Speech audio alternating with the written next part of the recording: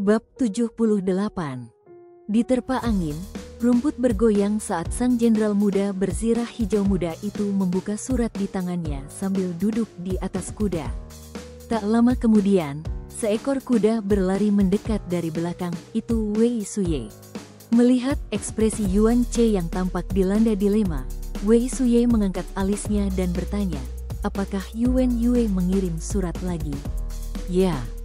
Setelah menunggu beberapa saat, Yuan Che mengangkat kepalanya dan terkekeh, berkata, dia punya seorang putri sekarang dan sedang memintaku menganugerahkannya gelar. Oh, Wei Suye terkekeh tulus. Dia cukup beruntung memiliki putra dan putri. Kita harus mengirimkan beberapa hadiah. Tidak perlu berpikir lagi, dia sendiri yang meminta daftar hadiahnya. Wei Suye sedikit terkejut mendengarnya sebelum tertawa lagi. Dia sudah jadi ayah 2 anak, tapi masih saja canggung. Tatapan Yuan Che melembut, seolah teringat masa lalu. Ia tersenyum dan berkata, sejak muda, dia selalu seperti ini. Ingatkan kau saat kita di Balai Sangwu, semua orang mengadakan perjamuan dan menyiapkan hadiah. Tapi dia aneh karena tak pernah memberitahu kita apapun. Suatu kali dia mentraktir pangeran ke-13 makan, kebetulan hari itu hari ulang tahunnya. Setelah itu, pangeran ke-13 membanggakan bagaimana dia diperlakukan oleh Yuan Yue. Tapi akhirnya, keesokan harinya, lebih dari 20 toko mendatangi kepala pelayan pangeran ke-13 untuk menagih hutang. Rupanya, Yuan Yue membeli banyak barang dengan menggunakan nama pangeran ke-13. Wei Suye tertawa. Ya, aku benar-benar ingat itu. Waktu itu pangeran ke-13 menghabiskan banyak uang. Dia menghabiskan uang saku setengah tahun hanya untuk 1 kali makan dan harus meminjam uang dariku selama 3 bulan berturut-turut. Sampai sekarang pun dia masih belum mengembalikannya padaku. Haha, mereka semua bilang pangeran ke-13 orang yang paling bersungguh-sungguh, tapi sebenarnya dialah yang paling licik. Sejak muda, dialah orang yang tidak pernah mengembalikan uang yang dipinjamnya. Sambil mengobrol, mereka berjalan pulang. Istana utama Yuan Che terletak di kota Suanghan, di sebelah Beilusi. Daerah yang dicakup sangat luas, setara dengan kota Zhenhuang. Dalam beberapa tahun terakhir pembangunan, populasi meningkat pesat dan dengan cepat menjadi pusat komersial nomor 1 di utara. Bahkan sebelum mereka memasuki kota, mereka sudah mendengar deru-derap kuda yang mendekat. Wanita di garis depan mengenakan jubah merah besar dan sepatu bot bulu rubah. Wajahnya sedikit memerah, dan paras cantiknya seperti dilukis oleh para dewa sendiri. Menatapnya lekat, terlihat perutnya sedikit membuncit, tanda ia sedang hamil. Melihat Yuan Che, matanya berbinar, dan ia memacu kudanya, berlari ke arahnya. Yuan Che tak bisa menahan diri untuk tidak mengerutkan kening, tetapi Wei Suye menyembunyikan tawanya yang tertahan di samping. Kau tidak mengatakan apapun padaku meskipun kau sudah kembali. HMPH, pada akhirnya, bukankah kau tetap ditemukan olehku? Wanita itu, yang telah menjadi ibu dari 2 anak dan anak ketiganya akan segera lahir, masih belum menunjukkan sedikit pun tanda kedewasaan saat ia mengayunkan cambuknya, mengangkat dagu, dan menatap Yuan Che dengan mata menyipit penuh kebanggaan dan kebahagiaan. Kau hamil? Mengapa kau masih menunggang kuda? Apa kau tidak mengingat kata-kataku? Cih. Wan Yanru mendecak lidahnya dan menepis komentar itu. Aku dilahirkan ibuku di atas kuda. Kami, wanita dari Hu Timur, tidak selemah wanita Wei.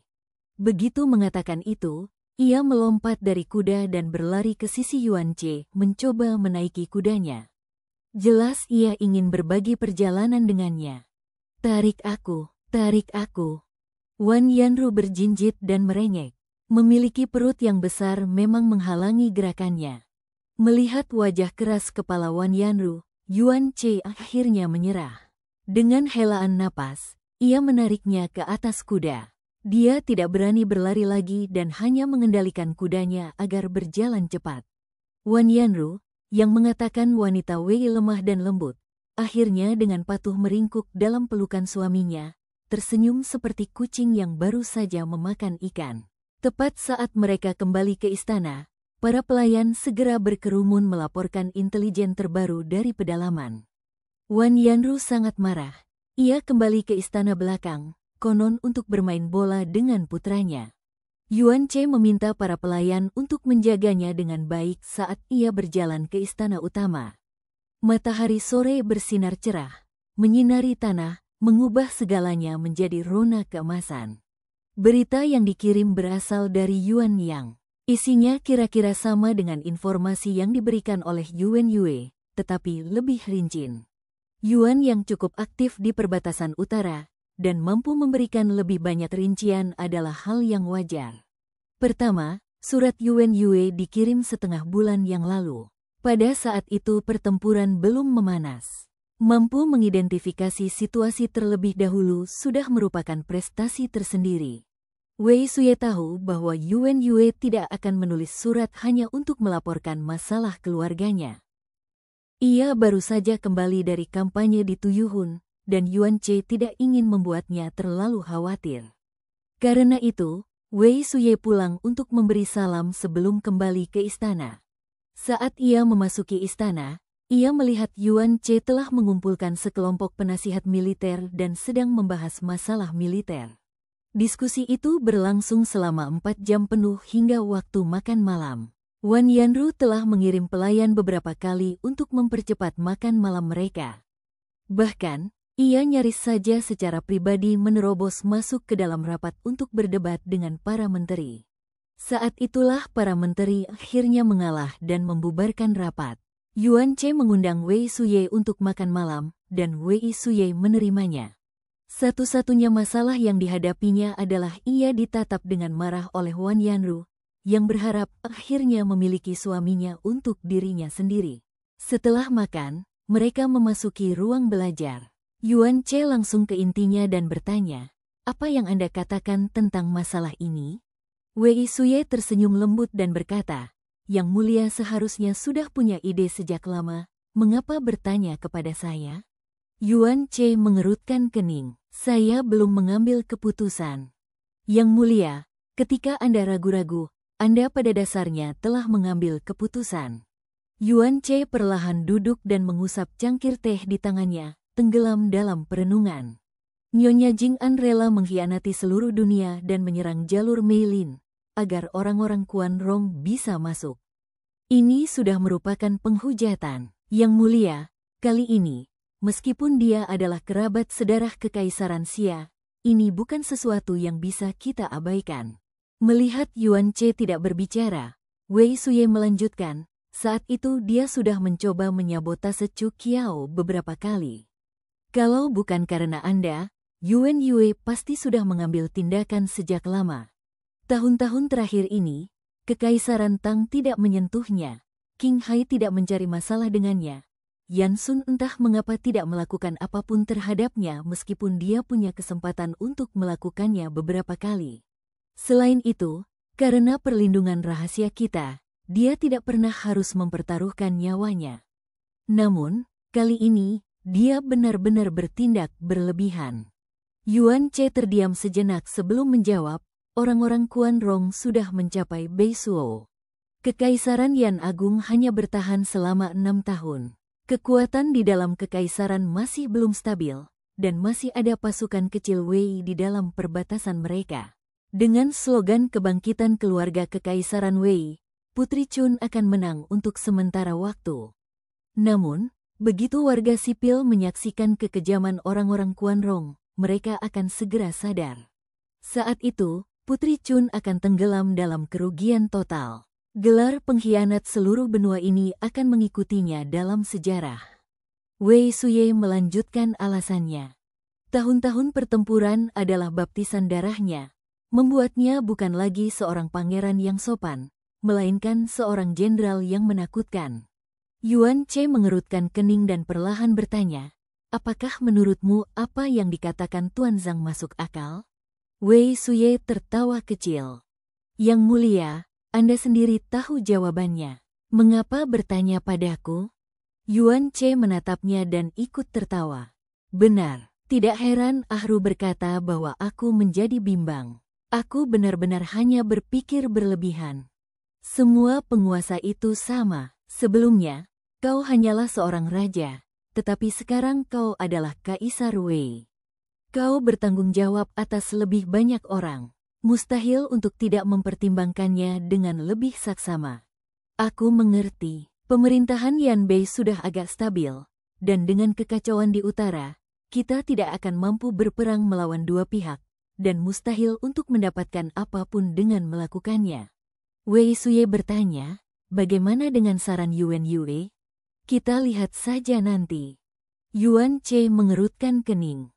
Kita berada dalam situasi yang berbeda dengannya. Qinghai selalu disingkirkan dari situasi tersebut tanpa banyak kebencian terhadap pedalaman. Namun, para prajurit kita, khususnya para komandan tinggi, membenci orang-orang Yanbei sampai ke akar-akarnya. Akan lebih sulit untuk memotivasi mereka untuk berjuang demi Yanbei daripada meyakinkan mereka untuk bunuh diri.